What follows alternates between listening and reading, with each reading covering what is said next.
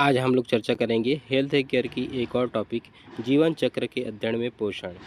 तो जीवन चक्र का मतलब है जीवन की अवस्थाएं, जैसे बाल अवस्था, गर्भावस्था, वृद्धावस्था, किशोर अवस्था।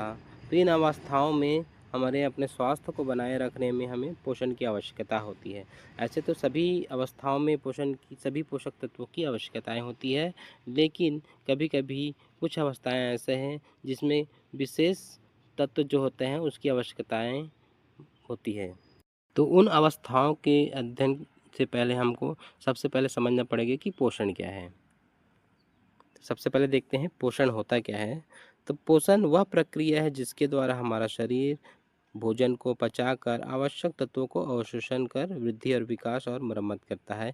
इसका मतलब ये है कि हम भोजन ग्रहण करते हैं, उसमें क्या रहता है, पोषक तत्व रहते हैं। पोषक तत्व क्या होता है, कार्बोहाइड्रेट, प्रोटीन, विटामिन, वसा और मिनरल्स। तो इन पोषक तत्वों को पचाने के बाद क्या होता है, जो भोजन में रहता है उसको पचाकर आवश्यक जो तत्व हैं इन सभी तत्वों को क्या करता है, अवशोषण कर लेता है और हमारे शरीर का वृद्धि और विकास करते हैं और मरम्मत करते हैं। तो वृद्धि मतलब होता है जो हमारा शरीर है उसकी ऊंचाई में बढ़ना या वजन का बढ़ना, ये वृद्धि कहलाता है। जैसे वैसे ही जो उसके विपरीत क्या होता है, विकास। विकास का मतलब ये होता है कि जैसे जैसे हमारा उम्र बढ़ते जाता है भावात्मक परिवर्तन आ जाता है, शारीरिक परिवर्तन आता है और सामाजिक परिवर्तन आता है। तो इन इन सब को क्या कहा जाता है, विकास कहा जाता है। और मरम्मत में से मतलब क्या है कि जैसे मान लो हमको चोट लग गया तो उसको क्या करता है, घाव है उसको भरने के लिए हमको पोषण की आवश्यकता होती है। तो इन सभी पोषण की ही आवश्यकता होती है। उसको हम देखते हैं कि वो पोषण कौन कौन से हैं। तो सबसे पहला है विटामिन्स, जो हमें फल और सब्जियों से प्राप्त होती हैं। और है कार्बोहाइड्रेट, जो मुख्यतः अनाज से प्राप्त होती है। और है प्रोटीन, जो हमें दालें, मुख्य रूप से दाल से ही प्राप्त होती है।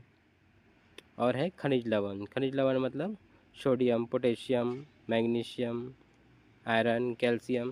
तो ये सभी पोषक तत्वों की आवश्यकता होती है। और है वसा, जो ज़्यादातर ऑयल में पाया जाता है। तो इन सभी पोषक तत्वों के बारे में मान लो आपको अधिक जानना है तो आप अन्य वीडियो देख सकते हैं। इसके बाद हम लोग आगे बढ़ते हैं। अवस्थाएं, जैसे कि हम लोग शुरू में देखे जीवन चक्र की अवस्थाएं, उस अवस्थाओं को एक एक करके समझते हैं। तो पहला है गर्भावस्था एवं स्तनपान। ऐसे तो सभी पोषक तत्वों की आवश्यकताएं सभी अवस्थाओं में आवश्यक होती है, लेकिन गर्भावस्था एक ऐसी है जिसमें क्योंकि बच्चा जो है गर्भ में पलते रहता है, उनके लिए भी पोषण की आवश्यकताएं होती है, जिसके कारण हमें प्रोटीन की अधिक आवश्यकता होती है बच्चे के विकास के लिए।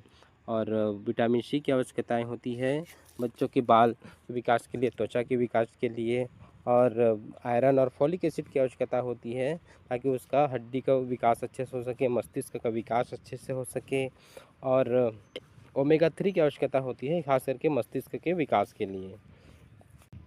शैशव अवस्था में भी प्रोटीन, विटामिन सी, मिनरल्स में iron, folic acid, magnesium, calcium आदि की आवश्यकताएं होती है। तो जो भी सप्लीमेंट है, जो आहार है, उसको हम लोग डॉक्टर के सलाह के अनुसार ही लेते हैं। नेक्स्ट है किशोर अवस्था। इन अवस्थाओं में भी शारीरिक और मानसिक विकास होता है, इसलिए सभी पोषक तत्वों की आवश्यकता होती है। और ख़ास तौर पे बालिकाओं में माहवारी की शुरुआत हो जाता है, इसलिए रक्त की कमी हो सकती है, इसलिए आयरन, फॉलिक एसिड की आवश्यकता अधिक होती है।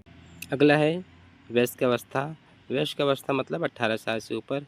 इस अवस्थाओं में ज़्यादातर लोग बहुत बिजी हो जाते हैं, इसलिए आहार पर उतना ध्यान नहीं देते, लेकिन इस अवस्थाओं में भी सभी पोषक तत्वों की आवश्यकता होती है।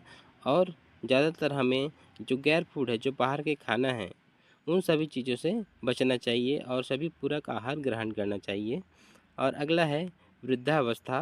वृद्धावस्था में भी कैल्शियम की अधिक आवश्यकता होती है, क्योंकि हड्डियां कमज़ोर होने लग जाती है और रोग प्रतिरोधक क्षमता कम हो जाती है, इसलिए विटामिन सी और प्रोटीन की अधिक मात्रा लेनी चाहिए। नेक्स्ट देखते हैं पोषण की कमी से होने वाली मुख्य समस्याएं। तो इसमें से पहला है प्रजनन संबंधी समस्याएं।